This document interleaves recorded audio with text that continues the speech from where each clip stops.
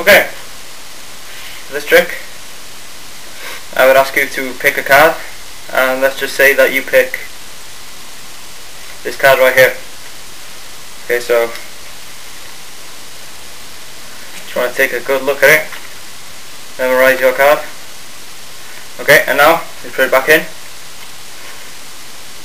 into the deck, and now I click my fingers, put the deck behind my back, bring it back around, click my fingers again, spread the cards face up, and your card happens to be face down, and this is your card.